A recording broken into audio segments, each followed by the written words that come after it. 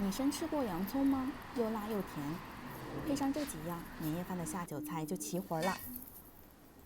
将木耳和腐竹放入水中浸泡，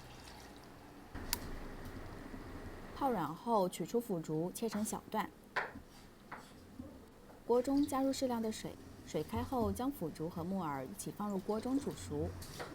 洋葱清洗干净，切成细丝；香菜去根，切成小段；小米辣切成圈圈。将煮好的腐竹和木耳捞出，沥干水分，放入大碗中备用。起锅烧油，油热后将花生米放入油锅中翻炒。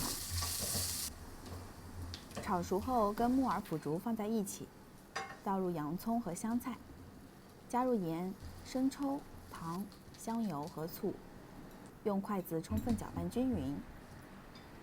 最后就可以装盘了。凉拌腐竹木耳这样做，开胃解腻，简单方便又好吃，喜欢的可以试试。